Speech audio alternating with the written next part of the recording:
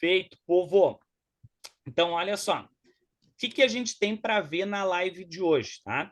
A gente estava na terça-feira dessa semana, na primeira live, e na primeira live a gente comentou algumas coisas sobre ali o método que a gente tem desenvolvido para conseguir ver as questões, avaliar elas por habilidade, ver um pouco sobre as habilidades em si, como é que isso acaba funcionando, né? Mas a gente começou se apresentando. Então, para quem não estava aí na terça, eu sou o professor Alex, professor de física do curso, tá? E só para a gente se lembrar, para quem estava aí lembrar algumas coisas, né? Eu dou aula aí há quase 15 anos, 14 anos agora, né? E eu já há algum tempo tenho trabalhado e me dedicado ali a fazer análise com uma profundidade bem grande sobre o Enem, todos os dados do Enem, os microdados que o INEP libera, né, para conseguir montar aulas voltadas para habilidades que envolvam física, né, que é a minha área, né? A gente também tem o Matheus, por favor, enquanto eu libero aqui mais gente.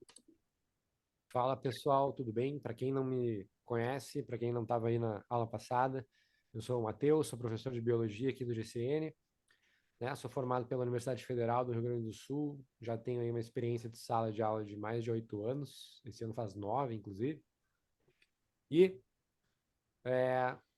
estou aqui hoje para mostrar para vocês também que a bio, ela é uma ciência bastante multidisciplinar, na verdade, né? A gente tem muita química, muita física, um pouco da geografia, e o Enem ele vai mostrar para a gente essas questões bem multidisciplinares, às vezes até interdisciplinares, né? E a gente precisa conseguir compreender e estudar a biologia se conectando com essas outras matérias, né? Justamente isso que as nossas habilidades vão pedir da gente também, que a gente consiga conversar, dialogar com outras das nossas matérias aí da prova do Enem, certo? Cristiano. Olá, pessoal, tudo bem? Uma boa tarde. Sou Cristiano, professor de Química do GCN. Sou professor já há mais de 20 anos, né? Trabalhei já com escola de ensino médio, com pré-vestibular, né? E agora me juntei com o Alex e com o Matheus no GCN para dar continuidade a esse trabalho, para poder auxiliar vocês, né? A entender essa prova, a desmistificar essa prova do Enem, né? Como o Matheus falou, a gente tem muita coisa em comum dentro da química e biologia, vocês vão ver isso nas questões, muita interdisciplinaridade, multidisciplinaridade também na química, vocês vão encontrar bastante disso. E a gente vai trabalhar em cima dessas questões, trabalhar em cima das habilidades para que vocês possam compreender melhor a prova do Enem. Certo? Povo. Para quem lembra lá de terça-feira, quem assistiu ou a live junto com a gente, ou que assistiu depois no YouTube, viu que a gente estava comentando algumas coisas sobre as questões. Né? A gente mostrou ali algumas questões, viu que tem um certo padrão, uma ordem do que é colocado na questão. Então, seria aquela coisa que na live a gente estava comentando lá no YouTube, tá lá o vídeo, em que a gente falava: olha, a questão ela é meio que separada em algumas partes. Então, eu tenho um início que envolve ali um texto, um contexto para a minha questão, que eu vou associar com um conteúdo e com uma habilidade. Logo depois, eu tenho todas as informações, todos os dados necessários para resolver a questão e nenhum dado que não seja útil para resolver a questão. Isso é padrão das questões do Enem, tá? Tudo que está ali eu tenho que usar para resolver. E a gente ainda tem, logo depois dessas informações, desses textos todos, o comando da questão. A pergunta, que também vai me indicar mais ou menos qual é a habilidade. É o conjunto, né? É a parte lá do início do contexto, junto com a parte da pergunta que me indica a habilidade da questão.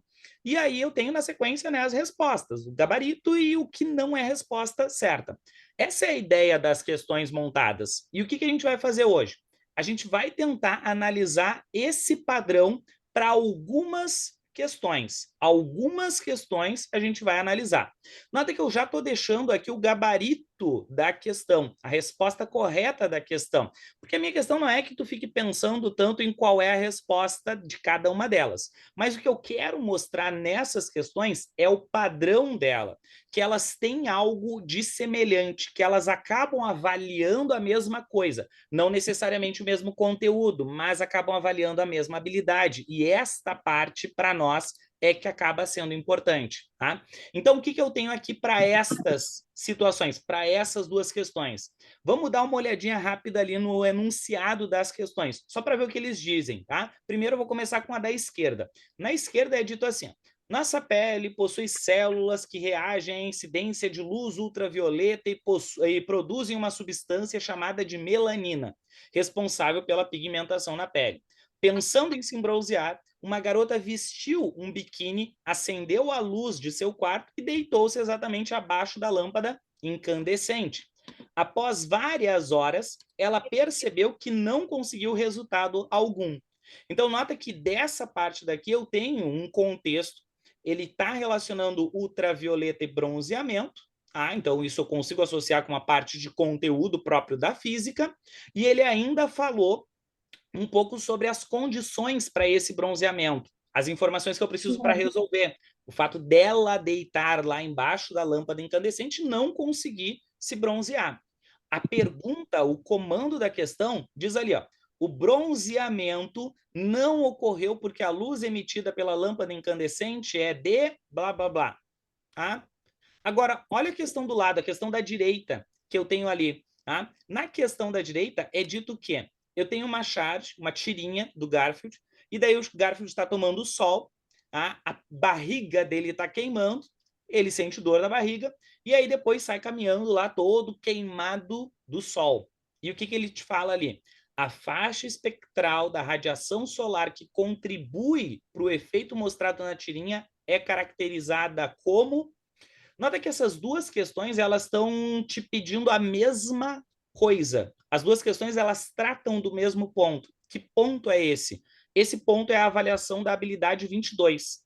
A habilidade 22 do Enem, ela pede para a gente conseguir identificar a interação entre a radiação e a matéria. Ou seja, o que eu quero avaliar aqui é como é que a radiação acaba interagindo com o meu corpo. Só que nota que quando eu falo radiação, eu não estou falando necessariamente de radioatividade. Tá? Eu também estou falando de luz, porque a luz é uma radiação, uma onda eletromagnética, e ela interage com a nossa pele, se eu estou falando do ultravioleta, que é esse caso daqui, mas a gente também tem o infravermelho que está associado com aquecimento, quando um objeto é muito quente, coloca a mão perto, eu tenho ali uma onda eletromagnética que transporta energia na forma de calor, e eu também tenho luz visível, que eu enxergo com os olhos, então ela também interage com os meus olhos. Isso tudo é a habilidade 22, essa interação da radiação com a matéria. Matéria, eu, ou a matéria, um objeto que vai ser esquentado pela chama de um fogão. Isso é o que eu quero avaliar. Se a gente for olhar essas duas questões, é muito fácil de perceber que elas avaliam a mesma coisa, elas estão falando do ultravioleta, um pedaço da faixa do espectro eletromagnético que tem uma frequência grande. Tá? Comparada com outras, essa daqui tem uma frequência grande. O que eu tenho no geral das ondas eletromagnéticas? Rádio, micro-ondas, infravermelho, luz visível, ultravioleta, raio-x e raio gama. São 7 no total. A ultravioleta é uma das que tem a maior frequência, maior que ela, só raio-x e raio gama. Então, por que não teve o bronzeamento? Porque eu preciso de ultravioleta para me bronzear. A luz da lâmpada não é ultravioleta, então ela não tem a frequência adequada, não tem uma frequência alta o suficiente, é baixa, tá? Porque é luz visível, a frequência é mais baixa. No segundo caso, o responsável por causar essa queimação na pele quando eu fico embaixo do sol é o ultravioleta. É ele que, quando incide na pele, ele acaba queimando a pele por causa dessa interação com a melanina.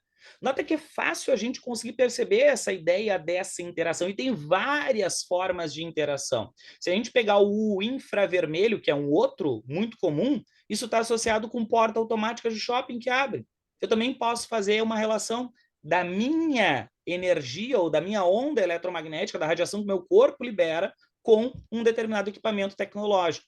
Isso é o que eu preciso na hora de identificar esse padrão e resolver essas questões. Feito. Faltou uma pessoa para eu liberar a entrada. Liberei, tá? Não tinha olhado para o lado, estava olhando para reto, para frente, tá? Feito. Vamos seguir na sequência. O que a gente tem lá? Matheus, contigo, por favor. Vem cá, pessoal, deixa eu mostrar para vocês uma habilidade bem frequente, né? Com uma certa frequência, até mais de uma questão, às vezes, por prova, que é a habilidade 10.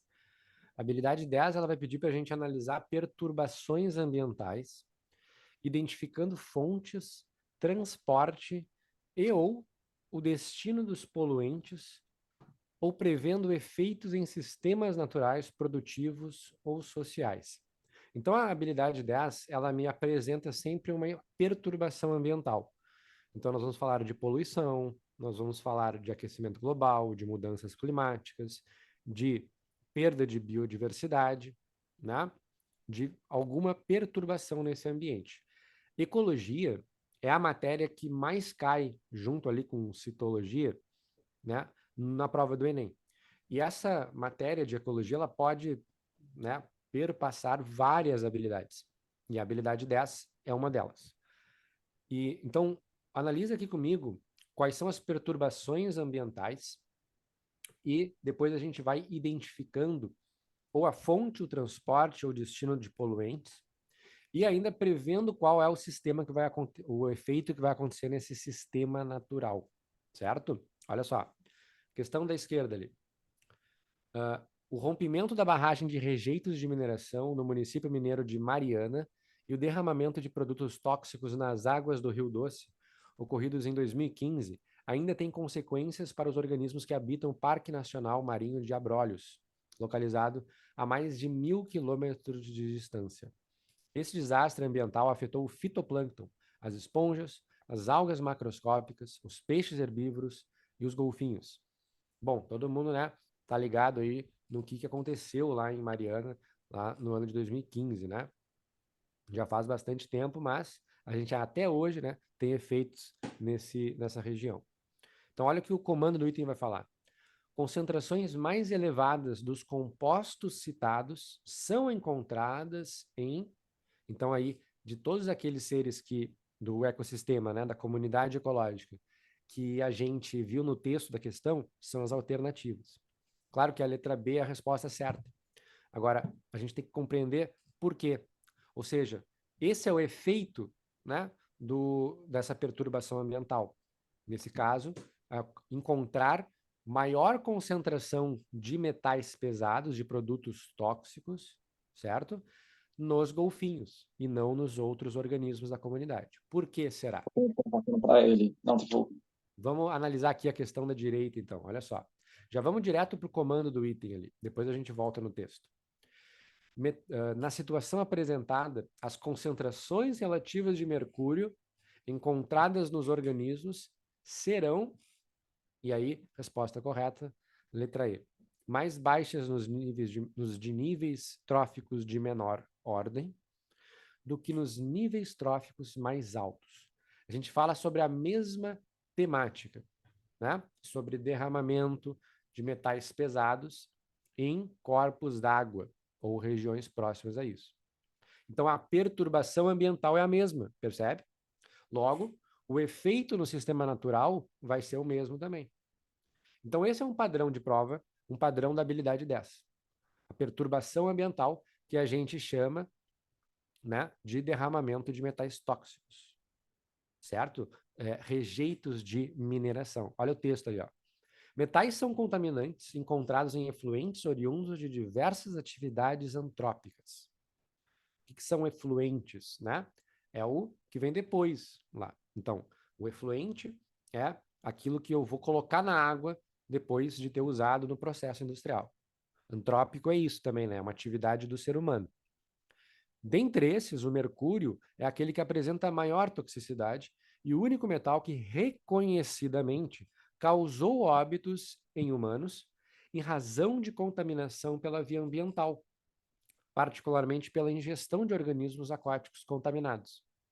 Considere, aí ele já começa a fazer tu pensar no cenário da perturbação ambiental. Qual é a perturbação ambiental? Olha o cenário. Considere que, em um ecossistema aquático, cujas águas foram contaminadas por mercúrio, esse metal será incorporado pelos organismos integrantes de toda a cadeia alimentar nos diferentes níveis tróficos. Então, na situação apresentada, as concentrações relativas de mercúrio encontradas nos organismos serão, então a gente sabe que vão ser mais baixas nos animais, nos seres vivos, de níveis tróficos de menor ordem, primeiro nível trófico, segundo nível trófico, e maior nos organismos de nível trófico de maior ordem, os mais altos. Consumidor terciário, consumidor quaternário. Por quê, né, pessoal? Então, sabendo essa... O que eu estou analisando aí? Estou analisando que a concentração do mercúrio ela é mais alta, por exemplo, num animal carnívoro, né? Ou seja, um predador de topo da cadeia alimentar. Por que será? Porque o mercúrio a gente não consegue processar, degradar, metabolizar no nosso organismo.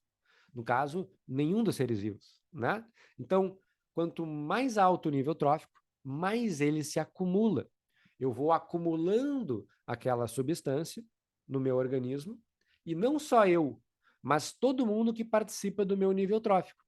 Agora eu vou perguntar o seguinte, vamos dialogar agora com a questão inicial ali dos golfinhos. Quanto será que tem de golfinho naquele ecossistema?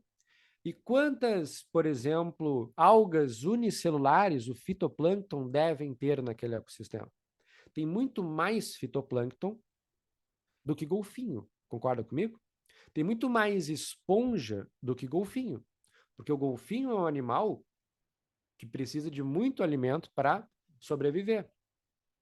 Então ele já é um predador de topo, nesse caso. Logo, eu vou ter um menor número desses animais, o que significa que a concentração de mercúrio vai ser maior naquele nível trófico. O que eu consigo fazer? Diluir 100 unidades de mercúrio em 100 unidades de algas, ou diluir 100 unidades de mercúrio em talvez 5 golfinhos? Quem é que fica com maior concentração de mercúrio? O golfinho. Esse é o processo que a gente vai chamar de magnificação trófica. Ou seja, conforme eu vou acrescendo na minha cadeia alimentar, eu vou aumentando a concentração relativa de um composto tóxico que contaminou aquele ambiente. Por isso que o golfinho e o ser humano também sempre vai ser um dos mais impactados, né, nesse caso, pela magnificação trófica. Eu poderia analisar várias outras questões aqui da habilidade 10 que seriam exatamente a mesma coisa. Claro que com um contexto diferente. Então, eu percebi a perturbação ambiental, que é a magnificação trófica. Ou seja, desculpa, não é a magnificação trófica. A perturbação ambiental é o quê? É o rejeito, o derramamento dos rejeitos de mineração. Identifiquei de onde vem, ou seja, a fonte, que é da mineração. Identifiquei o transporte desses poluentes, ou seja, que é através da cadeia alimentar, e o destino dos poluentes, que é o quê, pessoal? Os níveis tróficos de maior ordem. É o golfinho, na letra B, e na outra questão, a letra E. Percebe a total relação com a habilidade, essa questão? E ainda previu o efeito no sistema natural. Qual é o efeito no sistema natural? É a magnificação trófica. É o aumento de concentração desses metais conforme eu vou subindo na cadeia alimentar. Totalmente habilidade dessa. Alguém ficou com alguma dúvida? Gostaria de fazer algum comentário aqui? Não? Tudo certo? Então podemos passar mais adiante para analisar mais umas questõezinhas. O Júnior falou aí, eu lembrei agora de uma questão que vi que era de um navio dos anos 70, exatamente. Que era perigoso por conta disso. Nós temos muitos exemplos disso na natureza.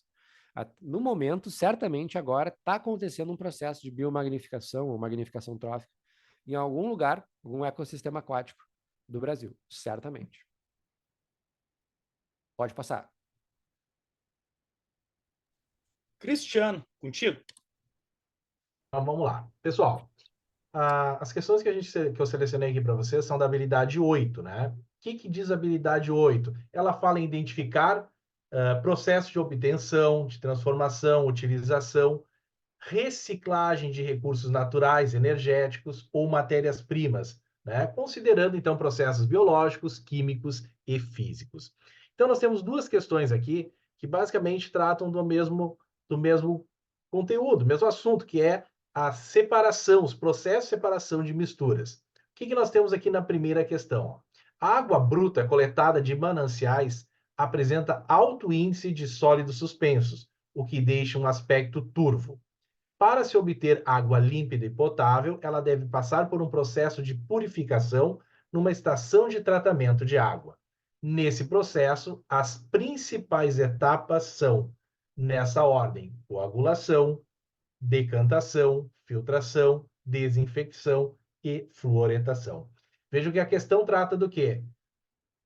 Processo de purificação da água, tratamento de água. É um assunto muito relevante, muito importante para nós, é entender o processo de tratamento de água, certo? Então, extremamente relevante e importante. Então, o que a questão pede para nós? Qual é a etapa de retirada de grande parte desses sólidos? Então, em que momento a gente consegue remover os sólidos, tá? Esses sólidos que são o quê? Responsáveis pela turbidez da água, que deixam a água com uma coloração, né? A nossa água, para que ela possa chegar até as nossas torneiras límpida, potável, ela precisa passar, então, por todas essas etapas. E a etapa que consegue, então, melhorar esse aspecto, ou seja, deixar a água não mais turva, é a decantação, a etapa da decantação. Tá? Lembre que na coagulação a gente adiciona uma série de substâncias que vão juntar toda essa sujeira que está dando o aspecto turvo,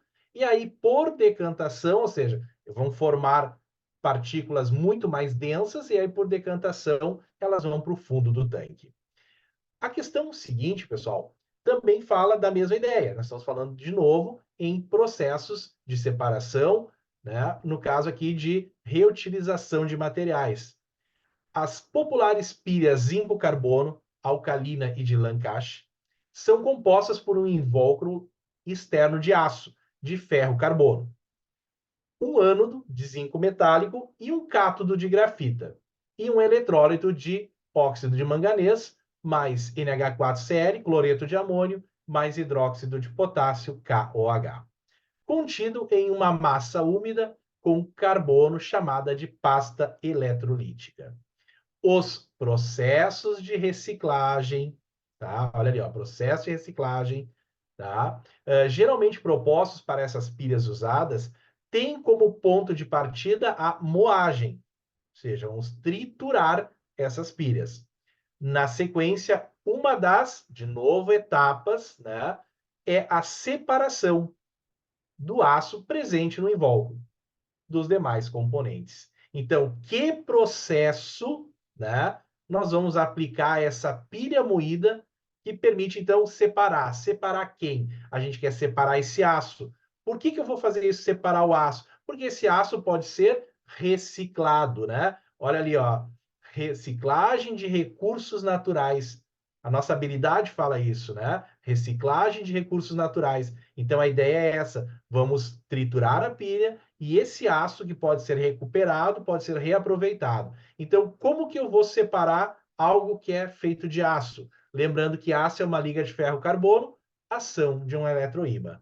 Tá? Então, a ação de um eletroímã vai fazer com que esse ferro seja captado por um ímã e eu consigo, então, separar ele dos demais componentes, ou seja, das demais partes desta pilha. Então, veja que as duas questões, pessoal, falam em etapas de processos, né? Falam de uma em especial da reciclagem de recursos, né? E a outra no processo de obtenção de água. A gente quer obter água potável. Eu quero tornar a água própria para consumo. Então, eu preciso que ela passe por um processo que vai ser constituído de várias etapas para a obtenção desta água potável. Ok? Alguma dúvida, pessoal? Alguma pergunta?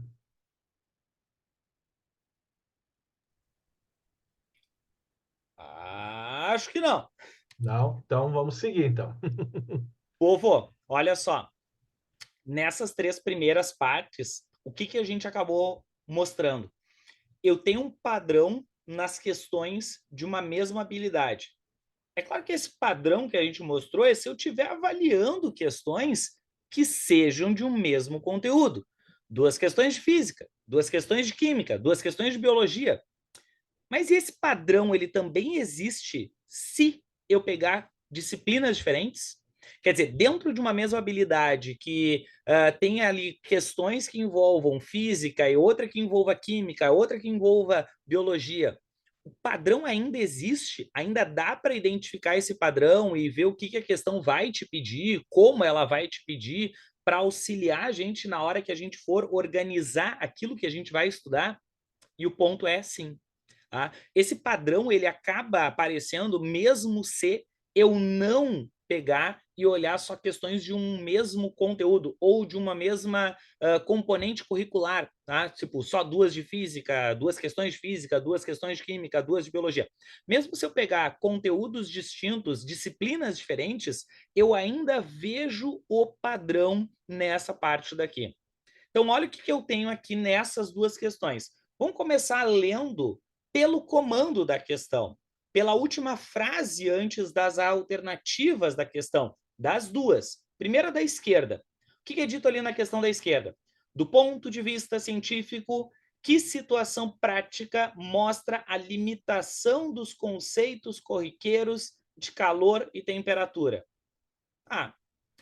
Lê o comando da questão da direita. Do ponto de vista científico, o resfriamento rápido ocorre em razão da... Nota que o que a gente tem de padrão aqui na questão está representado por esta frasezinha, esse pedacinho da frase, do ponto de vista científico. Ou seja, o que é dito pela ciência. A habilidade 3 te cobra exatamente isso. O que a habilidade 3 espera da gente?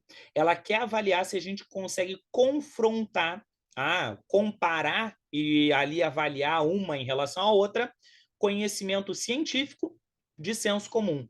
Que as pessoas, na verdade, pensam que é verdade, mas dentro das ciências não é. É uma mentira dentro das ciências. A gente quer avaliar isso, sabe? Se é ou se não é verdade dentro das ciências. Geralmente, essas habilidades, elas têm algumas frases em comum para a gente conseguir identificar ela. E essas frases, segundo os cientistas, a ciência diz que, coisas do gênero, sabe? Coisas que digam respeito a isso, de que a ciência está afirmando uma coisa que é a verdade, a princípio, para aquilo que eu vou considerar, e que as outras pessoas que não têm conhecimento científico sobre o assunto pensam a respeito de uma forma que é equivocada. A gente quer avaliar esse equívoco que as pessoas têm com a ciência. É essa a ideia principal. Tá? Podem ser vários conteúdos distintos aqui, mas qual é a vantagem da habilidade 3? Já que ela quer confrontar conhecimento científico com conhecimento de senso comum, aquilo que a gente pensa por experiência própria ser a verdade não é uma resposta, é a resposta errada. Na verdade, a gente tem que se basear estritamente no que é dito nos conceitos, nas definições dentro de química, física e biologia. Tudo que não for uma definição própria da química, da física e da biologia, coisas que eu acredito que sejam verdades, porque funciona quando eu observei na rua tal assunto, é uma resposta incorreta para essa questão. Eu vou analisar, vou ler a questão da esquerda. A da esquerda é física. E ela diz assim, ó, em nosso cotidiano, utilizamos as palavras calor e temperatura de forma diferente de como elas são utilizadas, usadas no meio científico. Na linguagem corrente, calor é identificado como algo quente. A temperatura mede a quantidade de calor de um corpo.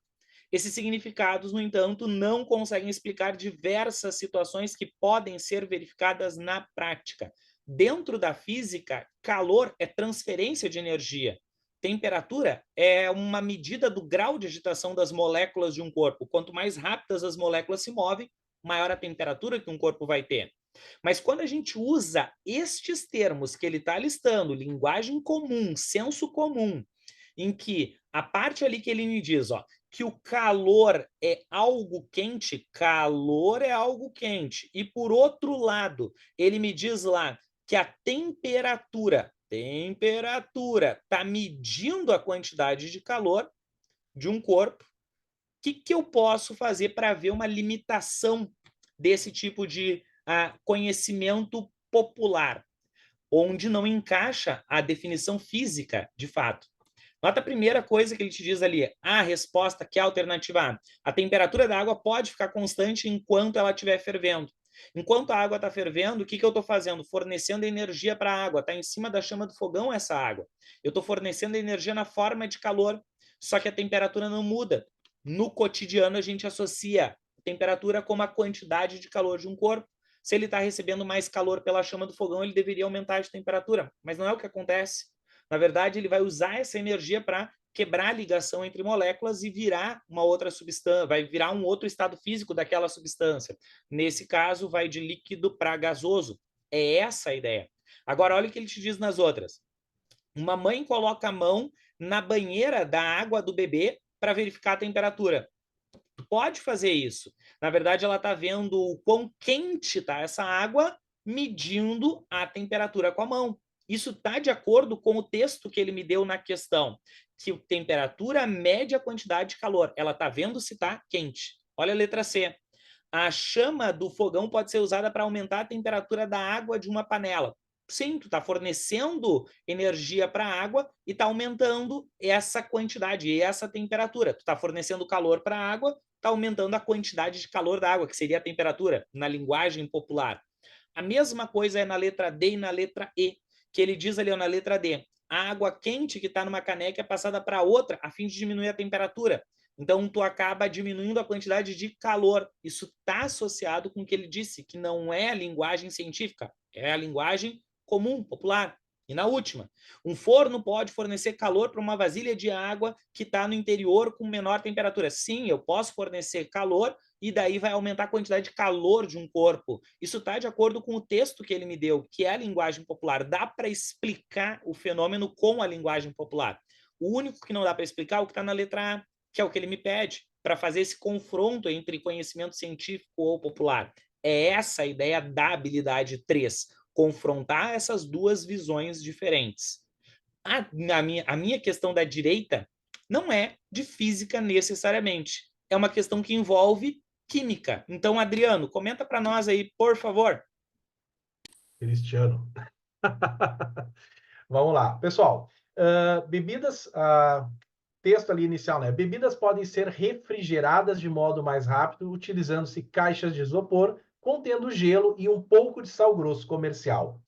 Nesse processo ocorre o derretimento do gelo com consequente formação de líquido e resfriamento das bebidas.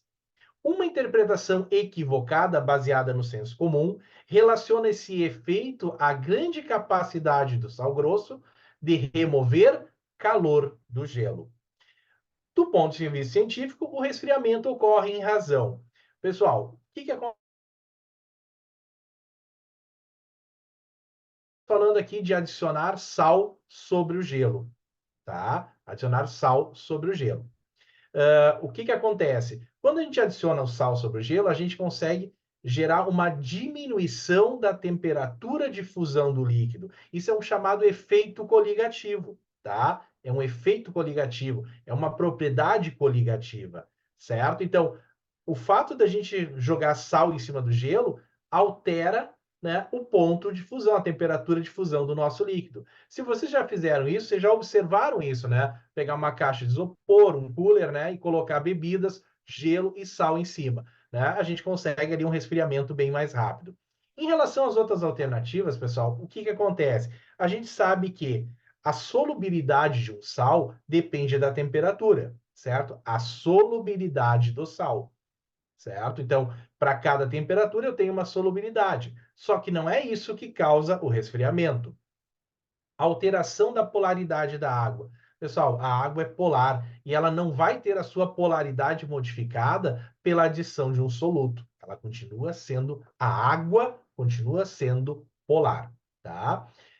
O que acontece? Ó, elevação da densidade do líquido. Uma vez que a gente adiciona um soluto a um solvente, nós alteramos a densidade, sim, mas não é essa alteração de densidade o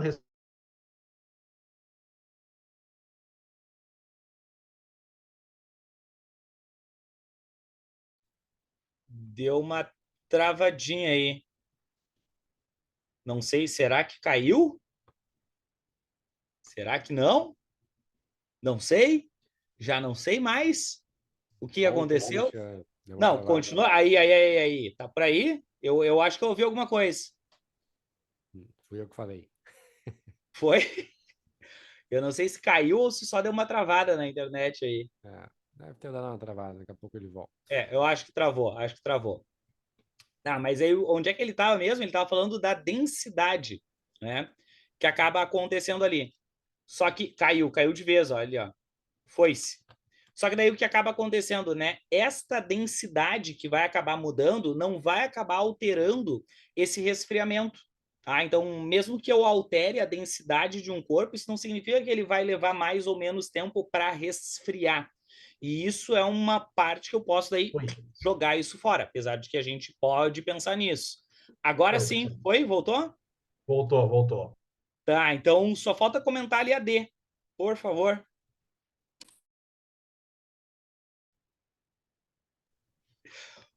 Travou de novo. Foi, só a D. Aí, vai. Pessoal, Agora vai. desculpem. Ó, de novo tá dando mensagem aqui que a minha internet está oscilando.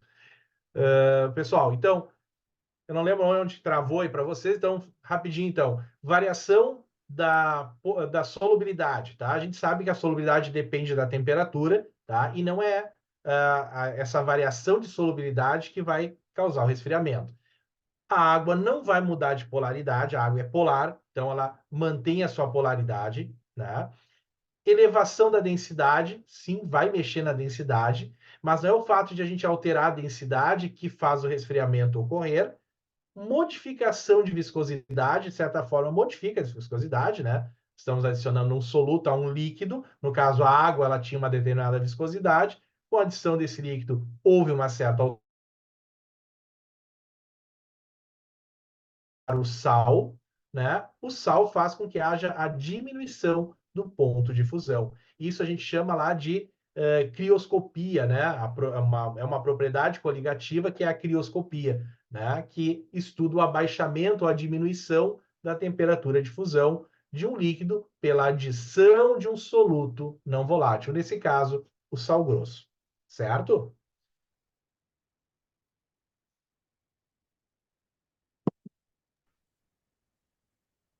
Bom, o Júnior perguntou ali, Cristiano. Qual palavra que tu fala, Júnior? Crioscopia? Crioscopia é uma das propriedades coligativas. Nós temos lá a tonoscopia, que estuda o abaixamento da pressão de vapor. Tu tem a ebulioscopia, que estuda a elevação da temperatura de ebulição. Tu tem a crioscopia, que é a diminuição da temperatura de fusão. Então, são três propriedades que tu precisa ter uma noção de o que elas significam, cada uma delas. Tá? Importante, sim. De certa forma, tem que conhecer o que significa crioscopia, ebulioscopia e tonoscopia, que são três propriedades coligativas. Mas eu acho que é a palavra em si, não saber o conceito que eu acho que o Júnior Eu não sei se estava é essa questão perguntando ali, da... né? E eu realmente não me lembro. Tu lembra de alguma questão que falasse especificamente no nome, assim, que precisasse? De cor eu não me lembro. Não, do Saber, nome necessariamente não, mas saber a tem questões... propriedade, tem que É, saber. Tem que saber tem, isso. Essas tem mudanças, questões na assim, prova que falam sobre isso, sim, sobre propriedades coligativas, mas ela não cobra especificamente o nome, né? Mas tem que saber o que ela é o significado, mais ou menos, de cada uma delas. Crio é frio, né? Ebulioscopia, ebuliou, né? Tá falando de ebulição. Tonoscopia, o tono ali está fazendo referência à pressão de vapor, né? E sim, vamos ver no curso, sim, tá? Nós vamos ver mais adiante, sim. Tá? Acho legal a gente perceber também, né, pessoal, que não adianta. Ciência da natureza, física, química e biologia tem conceito, a gente não pode fugir de todos eles, né?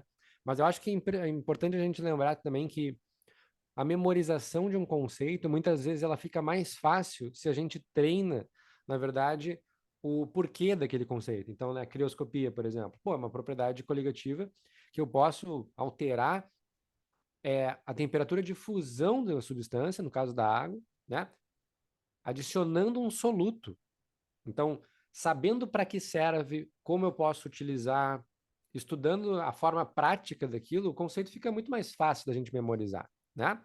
Aí a memorização acaba sendo uma consequência da compreensão do processo, que sim, né? Vamos ver sempre no Sim. curso também. Tá? Então vamos analisar essas questões aqui agora, de 2 componentes curriculares aqui também. Nesse caso, eu vou analisar com o Cristiano. Eu vou começar aqui, Cristiano, se tu me permite, para a gente dar uma analisada na questão Certo. da esquerda.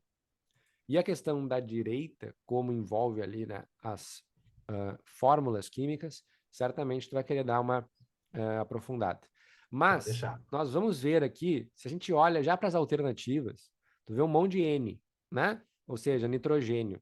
Na alternativa da esquerda, tu já vê nas alternativas, né, nitratação, nitrosação, né, nitrificação, nitrogênio atmosférico, N2. Então a gente vai ter que saber sobre mais ou menos o que a gente está falando sobre esse nitrogênio. Olha só no comando. No ciclo natural do nitrogênio, o equivalente ao principal componente desses fertilizantes industriais é produzido na etapa de... Bom, nesse caso, ó, aí lá na direita, ó, nesse processo biológico, ocorre a transformação de... Então, a gente já fala em transformação. Muito importante. Essas questões são da habilidade 9, que é a habilidade dos ciclos biogeoquímicos, ciclo do oxigênio, do carbono, do nitrogênio.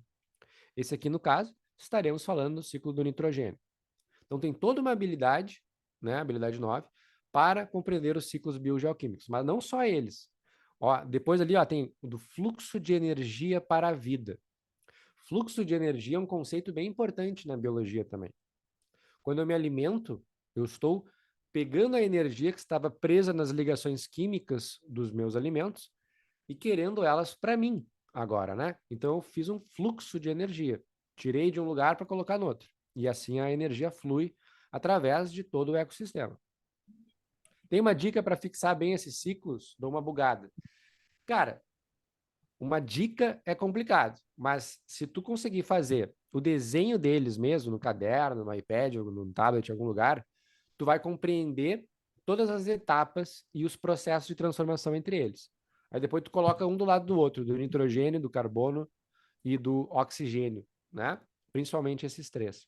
Aí a gente faz uma comparação deles, compreendendo os processos. Tá? Bom, olha só. Vamos lá agora para o texto base na questão da esquerda. Uma grande virada na moderna história da agricultura ocorreu depois da Segunda Guerra Mundial. Após a guerra, os governos haviam se deparado com um enorme excedente de nitrato de amônio, ingrediente usado na fabricação de explosivos. A partir daí, as fábricas de munição foram adaptadas para começar a produzir fertilizantes, tendo como componente principal os nitratos. Então, olha que interessante, né? Ainda tem uma questão histórica envolvida. Depois da guerra, não tinha mais o que fazer com aquele excedente, né, de munição, que era o nitrato de amônio. O que a gente vai fazer com isso? Vai jogar fora? Não dá. Então, adaptou-se as fábricas, né, para produzir agora fertilizantes agrícolas. Opa! Aí. Então, ó, nitratos, pessoal. Agora lá no comando. Então, no ciclo natural do nitrogênio, o equivalente ao principal componente desses fertilizantes industriais, qual é o principal componente? Os nitratos, é produzido na etapa de nitratação. Não é muito difícil, né? Só que a gente, às vezes, inclusive, de tão intuitiva que é a questão, a gente fica meio na dúvida. Ah, será que é tão fácil assim? Né? Então, muitas pessoas ficaram, né, com esse medo aí de marcar a alternativa. Então, mas mesmo se eu não soubesse, né, que era o nitrato, eu posso, lembrando do ciclo do nitrogênio, de todas as suas etapas, ou das principais etapas, né, responder essa questão. Nitrosação é o quê? É a etapa de produção do nitrito. Amonificação, não, né? É a etapa de produção da amônia, NH3. Desnitrificação, ou seja, eu estou tirando o nitrato, nesse caso, e jogando de volta para a atmosfera. Então, eu estou desnitrificando e voltando a ser o nitrogênio atmosférico, ou fixação biológica do nitrogênio, né? Que seria aquele processo feito pelas bactérias, né? Que vivem dentro das raízes das plantas leguminosas. Então, eu tenho que compreender também as etapas desse processo. Agora, olha a questão da direita aí. Por favor, Cristiano, comenta aí para nós aí como é que a gente pode comparar com a questão quimicamente com a questão anterior ali. Então, vamos lá. A questão aqui nos traz o seguinte: a rotação de culturas, juntamente com a cobertura permanente e o mínimo revolvimento do solo, compõem os princípios básicos do sistema de plantio direto. O aumento da diversidade biológica do solo contribui para a estabilidade da produção agrícola, por causa de diversos fatores, entre eles o processo de fixação biológica do nitrogênio, realizado por bactérias.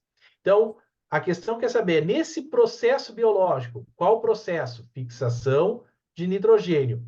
Ocorre a transformação, né? Então, que transformação nós temos aqui, né? Transformação do nitrogênio, né, em amônia. Transformação do N2, presente, né, na atmosfera, em amônia, NH3. Certo? Então, no processo, ele quer saber o quê? Fixação de nitrogênio. Tá? Realizado, então, por meio de bactérias. Certo? Agora, olha só, né? Isso parece complicado, né, demais. Tem que saber todas as fórmulas químicas do NO3, NO2. Tem, mas é aquilo que eu falei, né? Se a gente compreende, se a gente estuda o processo de transformação, depois fica mais natural, a consequência é a memorização desses termos. Pode ver aí, se tiver alguém aí que já está mais craque nos ciclos biogeoquímicos, principalmente o ciclo do nitrogênio, essa nomenclatura ela vai ficando mais tranquila para a gente, porque a gente compreendeu o processo. Aí dar nome às coisas do processo fica mais fácil. E eu pergunto o seguinte, será que dá para dizer que uma questão é de química e outra é de biologia? A gente até pode, né, imaginar, porque a questão de química, no caso da direita, ela fala mais nas fórmulas químicas, né? Tem as espécies químicas ali. Então ela fica mais para química, mas ela fala de uma reação biológica, que é a fixação biológica do nitrogênio. Então ela também é uma questão de biologia, né? Então a gente pode, né, ficar naquela linha tênue ali entre uma disciplina e outra quando a gente vê essas duas questões. Então, compreendendo bem essa habilidade 9, eu consigo ter os meus conteúdos de química e de biologia orbitando a habilidade 9, né? Então, eu posso estudar ali o ciclo do nitrogênio, que é uma matéria, né, de biologia, e posso estudar também, talvez ali, né, as nomenclatura de compostos químicos aí, fica mais com o Cristiano, né, que seria... Não, e só reafirmando o que o Matheus falou na questão do ciclo biogeoquímicos, o ciclo do nitrogênio ele já apareceu em questões específicas de química, o ciclo do nitrogênio. Então, não é especificamente da biologia que você tem que saber o ciclo do nitrogênio. Ele já ocorreu, né, numa questão onde ele mostra o ciclo, ele dá o ciclo e ele pede uma determinada, em que etapa acontece, né, determinado fenômeno. Então, é importante, né, revisar os ciclos biogeoquímicos, tá? Então, só ressaltando aí o que o Matheus já falou, a importância desses 3 ciclos, nitrogênio, do carbono, do oxigênio, é importantíssimo, né, revisar esses ciclos. Bora lá, vamos adiante. Povo, olha só, uma última coisa que a gente vai comentar por hoje. Lembra que a gente está falando sobre isso de avaliar uma habilidade, daí ver quais conteúdos em si acabam aparecendo dentro daquela habilidade. Isso é uma coisa que a gente tem no nosso material lá do curso e tudo mais, né? E nesta parte daqui, a gente vai mostrar, se eu não me engano, acho que 3 ou 4 habilidades aqui separadas. A gente já tinha mostrado na terça-feira, se eu não me engano, 3 habilidades, agora a gente tem uma aqui mais 3, em que a gente está listando número de questão, por habilidade, que já apareceram e foram liberadas pelo INEP os microdados, né, que a gente consegue determinar qual é a habilidade, qual é o nível de dificuldade dela. E ainda a gente tem os conteúdos que a gente consegue associar com essas habilidades. E isso está ligado às questões que já apareceram. Então, é pegar a questão de todos os anos que o INEP liberou e olhar qual é o conteúdo que eu tenho em cada uma delas. Se a gente for fazer uma sequência do que a gente estava fazendo na terça-feira, a gente tem ali a habilidade 4. Olha a linha da habilidade 4 ali. O que, que a gente tem? 12 questões que são muito fáceis, 18 que são fáceis, 4 que são de nível médio, uma de nível difícil e nenhuma de muito difícil. Ou seja, é uma habilidade que é fácil de ser resolvida. Não vão aparecer questões complicadas aqui. É muito difícil de aparecer uma questão complicada. Porque nota que isso aqui é desde 2009, né? Então, se desde 2009 apareceu uma questão difícil, as chances de aparecer são muito, muito pequenas. Mas quais conteúdos a gente tem nesta habilidade? Bom, aí são vários conteúdos diferentes que podem aparecer. Alguns dos mais comuns, o que já apareceu, é a questão ali de ecologia, os ciclos biogeoquímicos, que não aparece só na habilidade que a gente acabou de ver lá, a 9. Tem impacto ambiental, sucessão ecológica, biologia molecular, engenharia genética, tem a questão do lixo, ligada à parte química, ligações químicas, separação de misturas, tem a parte química inorgânica e a parte reações orgânicas. Só que nota que como essa é uma habilidade fácil, não preciso de um aprofundamento muito grande nesses assuntos para eu conseguir resolver as questões, porque elas são questões mais básicas envolvendo estes assuntos. Agora, olha a habilidade 5, a linha ali da habilidade 5. O que a gente tem na habilidade 5? 2 questões muito fáceis, 12 questões fáceis, 19 questões de nível médio, 17 questões de nível difícil, nenhuma de muito difícil. Essa é uma das habilidades mais difíceis que tem na prova, tá? A habilidade 5 é a que tem as questões com maior número, tem o maior número de questões com questões difíceis. E essa daqui acaba entrando dentro da habilidade 5 tudo que a gente tem de eletrodinâmica. Então entra aqui corrente, resistência, tensão, circuitos. O que a maioria do pessoal acha um conteúdo difícil. E aí, por causa disso, essa habilidade vai ser difícil, porque pouca gente tem um certo domínio matemático e até dos fenômenos associados para conseguir resolver essas questões daqui, tá? Se a gente seguir ainda nessa sequência, o que mais que a gente tem dessas habilidades? Habilidade 6 e 7. Olha ali a habilidade 6. O que eu tenho? Só vou olhar direto lá o nível médio das questões. Na habilidade 6 eu tenho uma questão entre nível fácil e médio. Tá? O que a gente pode associar nessa habilidade? Posso associar ondulatória, calorimetria, eletrodinâmica, energia, potência, hidrostática, propriedade de substâncias e equilíbrio químico. Tem muitos assuntos diferentes, mas essa daqui já te exige um pouquinho mais de profundidade no entendimento desses conceitos do que aquela que pegava a habilidade 4. Porque no final das contas, são questões que acabam repetindo os conteúdos.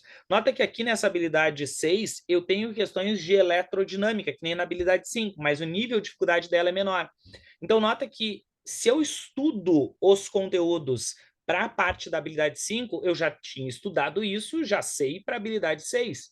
Então, tem muitas situações e muitas habilidades em que repetem conteúdos. E é normal isso acontecer. Repetir conteúdos nas diferentes habilidades. Esse é o ponto. É essa organização do que precisa estudar, em qual profundidade para cada habilidade, para te conseguir usar, de fato, de maneira mais eficiente, esse estudo por habilidades na parte da prova, uma aplicação direta dessa parte. Se a gente pegar essa última ali, habilidade 7, o que a gente tem? Nível médio de questão, olhando toda a distribuição. Olha a quantidade de conteúdos que eu tenho ali. De física a gente tem, de novo, calorimetria, hidrostática, ondulatória, estática, dinâmica e cinemática. Muitos desses já repetiram até na parte de cima, que eu falei, da habilidade 6. E aí a gente tem algumas coisas de química ali. Titulometria, ácido base, sistema material, estequiometria, química orgânica, separação de misturas. Então, tem vários assuntos que se repetem de uma habilidade para outra. porque elas cobram algo diferente, não em termos de conteúdo, mas em termos do que elas querem avaliar, a habilidade em si, que os textos dessas habilidades, obviamente, são diferentes. Então, são coisas distintas aqui. Eu vi ali uma pergunta do Júnior que era sobre, na hora da prova, resolver primeiro as questões de teoria e só se preocupar com as de cálculo lá para o final, se der tempo. Eu acho que essa é uma estratégia boa, sabe? Deixar as questões de cálculo para o final. Geralmente, as questões de cálculo, elas têm um nível de dificuldade que podem ser um pouco maior. Tá? Eu acho que é útil deixar, em termos de organização de tempo, as questões que tenham como resposta números para o fim. Mas não quer dizer que todas as questões que sejam de cálculo são difíceis. Tem questões de cálculo que em uma linha a gente já resolve a questão. Então, sabe, é meio complicado assim avaliar dessa forma só, sabe? Só por isso. É uma questão de cálculo, vai ser mais difícil. Não necessariamente. Né? Na verdade, a questão ela se torna tão fácil ou tão difícil dependendo de quanto eu domino a habilidade que ela está avaliando. Se a habilidade que ela está avaliando eu domino ela, eu sei resolver em uma linha a questão. Se a habilidade que ela está avaliando eu não domino ela, eu vou penar para tentar resolver essa conta. E talvez eu não consiga resolver essa conta. Porque são habilidades distintas que acabam sendo cobradas, avaliadas na hora de resolver cálculo de alguma parte. Esse é o ponto. Feito, povo. Dúvidas a mais aí? O que a gente tem? Não? Então, olha só. Última coisa ali, e daí depois eu vou para essa questão ali que apareceu, tá? Última coisa. Habilidade 8 e 9. A 8 e a 9, a gente tem alguns outros assuntos ali diferentes. Então, nota, a 8, nível fácil e médio, assim como a 9. Olha a quantidade de conteúdo. Só que aqui já não entra mais aquelas partes de física e a parte de química. Aqui na 8 e na 9 eu tenho muito mais biologia e a parte de química associada. Quer ler aí para nós, Matheus, por aqui, favor? Só antes de responder, talvez ali o que o Luan perguntou, né? O ideal é resolver a prova de acordo com a ordem de dificuldade de cada habilidade, com o objetivo de valorizar o TRI. Bom, a gente não sabe na hora da prova, né? Qual vai ser o nível de dificuldade de cada item, de cada questão, porque isso é calculado depois, né? Então a gente tem o nível de dificuldade depois que todos os candidatos fizeram a prova.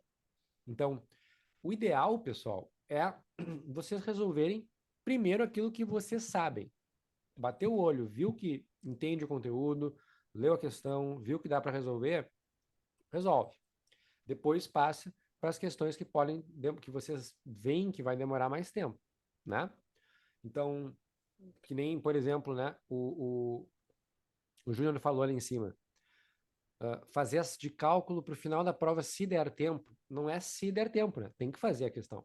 Senão, tu vai, né, deixar uma questão ali que se fosse uma questão fácil, como o Alex falou, de cálculo, mas fácil, tu perde ponto porque tu deixou de responder uma questão fácil para tentar fazer uma questão difícil, né? Então isso pode prejudicar o desempenho de vocês também. Então, achem as questões que vocês se sentem mais confortáveis para fazer e faça rapidinho ela ali, com atenção, é claro. E depois retorna para aquelas que vocês precisarem de um pouco mais de tempo para resolver. Maravilha. Bom, só comentando rapidinho, pessoal, né, essas habilidades, habilidade 8 e habilidade 9. A habilidade 8 é aquela de identificar etapas, né, em processos de obtenção de energia e tudo mais. Então, a gente tem que identificar etapas em processos. Então, vai ser bastante química aqui. Em biologia, a gente vai ter citologia, porque tem etapas do metabolismo, né? Respiração celular ela é dividida em várias etapas, a fotossíntese é dividida em várias etapas. Ecologia, é claro, porque os ciclos biogeoquímicos também têm etapas, a gente tem que compreender. Aí depois física, né? Trabalho e energia, termodinâmica, física moderna. Também vai ter questões relacionadas ao lixo, ao problema ambiental que é o lixo, reações orgânicas, separação de misturas, reações químicas, eletroquímica, oxirredução e química ambiental. Bom, habilidade 9. Habilidade 9 é a dos ciclos biogeoquímicos, mas também é do fluxo de energia para a vida. Lembra? Então, se eu hoje tomei um café da manhã, eu peguei a energia que veio do alimento, e fluir aquela energia para o meu organismo, para eu obter a minha própria energia. E o meu alimento, inclusive, se eu comer um alimento de origem vegetal, ele também pegou essa energia dele de algum outro lugar, ou seja, do sol, na fotossíntese, né? Então, existe um fluxo de energia que é a cadeia alimentar. Tá? Então, o metabolismo celular também cai na habilidade 9. Depois a gente vai ter questões de química ambiental, né? Os ciclos biogeoquímicos, portanto, química inorgânica, oxirredução e também separação de misturas. A habilidade 8 e a habilidade 9, elas já estão na transição do fácil para o médio, né? Porque eu tenho ali alguns conteúdos que podem, né, ficar um pouco mais difíceis. Então, não é uma habilidade tão fácil como, por exemplo, a habilidade 4, que a gente viu anteriormente, né? Nem como a habilidade 10, que é uma habilidade só fácil. Então, a gente já envolve aí um raciocínio um pouco mais complicado também. Certo? Alguma dúvida, algum comentário? Então, aqui a gente já pode ver os conteúdos que orbitam, né, essas habilidades. E para finalizar, Alex, quer comentar aí para a gente o nosso método? Posso comentar. Porque daí o que a gente estava comentando? Lá na terça-feira, que daí a gente volta para cá. Se o objetivo é resolver questões com mais eficiência, o ponto-chave aqui são que tu precisa de alguns pontos ali, ou algumas âncoras, para conseguir chegar nessas resoluções, que são importantes no final das contas. Então, parte dessa resolução envolve dominar uma linguagem própria das ciências. Nota que isso aparece naquela habilidade 3 que eu comentei antes, de confrontar conhecimento científico com um senso comum. Eu preciso desse domínio, eu preciso saber os termos corretos, eu preciso saber as palavras, as definições. Eu também preciso, de alguma forma, conseguir entender ali um pouco sobre como é que funcionam fenômenos próprios dentro da própria área. Ou seja, eu preciso conhecer algumas coisas bem características de conceitos dentro da química, da física e da biologia. Tipo, ciclo biogeoquímico. Eu preciso saber isso. Se eu não souber isso, eu não consigo resolver as questões. Só que essas partes daqui, elas são partes que aparecem em qualquer lugar, para qualquer tipo de estudo. Se eu estou falando de um estudo mais tradicional ou por habilidades, esses dois pontos eu acabo tendo. Só que daí tem algumas outras coisas ali a mais que nem sempre acabam sendo tão bem trabalhadas. Mas a gente tem um estudo também que é mais tradicional, o ponto ali debaixo da minha direita, que é conseguir separar ali, identificar as informações que são relevantes no enunciado. Se eu consigo ver essas informações como relevantes e tentar de alguma forma relacionar elas, eu vou conseguir resolver a questão. E nota que eu te falei, né? Desde lá de terça-feira, todas as informações que aparecem na questão do Enem, obrigatoriamente elas têm que ser utilizadas na resolução. As questões elas são montadas especificamente desse jeito. Isso acaba tendo esses 3 pontos, o lá de cima e os 2 de baixo, acabam tendo em estudos mais tradicionais, nem sempre com tanta eficiência assim. Muitas vezes, mesmo em estudos tradicionais, quando tu vai ter uma aula separada por conteúdo de química, de física, de biologia, tudo separadinho, aquele ponto que é separar as informações importantes, que está ali na direita embaixo, nem sempre tu consegue entender isso com tanta facilidade. Nota que tem muita gente que lê uma questão e pensa assim, bah, não sei o que está pedindo aqui. É porque tu não domina esse ponto que eu tenho ali embaixo, da direita, de conseguir separar o que é relevante ou não para a questão. Essa é a ideia. Mesmo com o estudo tradicional, isso não é garantia que tu consiga. Agora, tem outros pontos que já são diferentes e são bem mais específicos quando a gente acaba usando a habilidade, que é conseguir ver a habilidade envolvida. Isso é um fator que te ajuda a eliminar algumas alternativas incorretas e também te ajuda a organizar o que tu precisa estudar, porque tu consegue separar determinados conteúdos e profundidade neles em função de identificação dessas habilidades, saber quantas aparecem, por exemplo, em cada prova. E um outro ponto que está lá na minha esquerda, que é conseguir relacionar conteúdos em disciplinas diferentes, que foi o que a gente fez pegando ali 2 questões, uma mesma habilidade, de 2 disciplinas, para fazer a comparação dentro da habilidade. Se tu faz isso, se tu consegue fazer isso acaba fazendo com que se torne mais fácil o processo de resolver essas questões do Enem.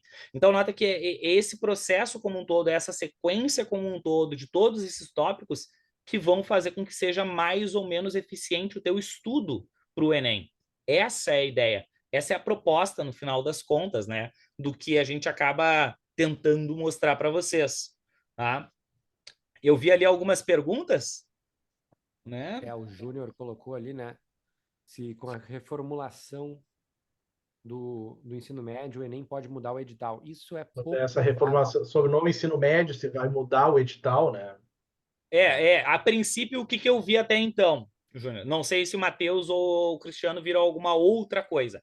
A última coisa que eu vi é que tinham deixado de lado o novo ensino médio, porque eles iam fazer uma reestruturação, iam reavaliar, iam ver, falar com professores das áreas, né? Iam fazer uma consulta pública para ver se eles iam manter ou não e como iam manter. Então, a princípio, aquela coisa de itinerários formativos, que era separar para o aluno poder escolher o que ele quer fazer, isso já foi deixado de lado, já caiu.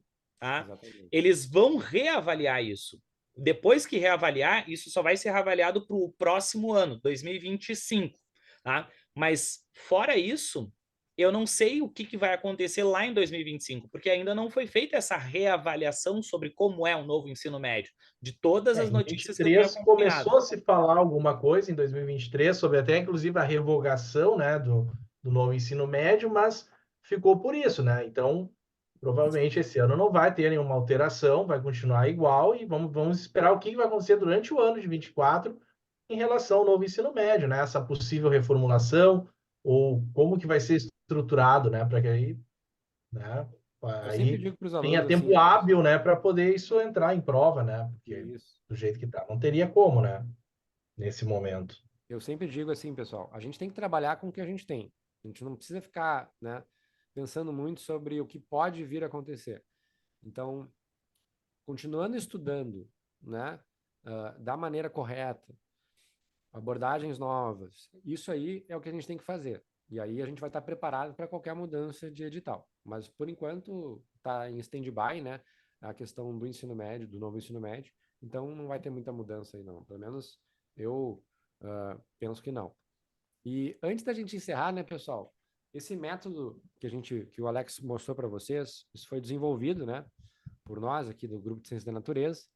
E para quem tiver interesse, esse método todo vai ser utilizado na nossa Turma Plus, que é a turma que a gente vai começar, inclusive, agora já nessa semana, né? Na sexta-feira, amanhã, a gente inicia o nosso curso da Turma Plus, que é o nosso curso que tem os encontros ao vivo. Então, né, os nossos alunos da Plus vão ter semanalmente ali o contato conosco, vão tirar dúvidas, nós vamos ter as aulas ao vivo também, nós vamos ter encontros personalizados. Direto a gente faz reuniões individuais com alguns alunos que queiram montar cronograma, que tenham alguma questão mais específica. Então, as matrículas estão abertas para a gente aplicar aquele método GCN ali que vocês acabaram de ver. Quem tiver interesse já pode falar com a gente. No caso, tem ali também no nosso Instagram a página para adquirir os cursos, seja o essencial, o avançado ou o plus mesmo, certo? E, sem mais delongas, queríamos agradecer a presença de todos e todas até agora, né, que ficaram até o fim aí com a gente, e também o pessoal que vai ver depois a gravação lá no nosso canal do YouTube. Se alguém tiver algum comentário, alguma dúvida, né, um elogio, uma crítica, a gente pode, né, certamente conversar um pouquinho mais. Mas muito obrigado pela presença. Obrigado, pessoal. Obrigado pela presença de todos. Foi muito bom ter a presença de vocês. Queria que pudéssemos madrugar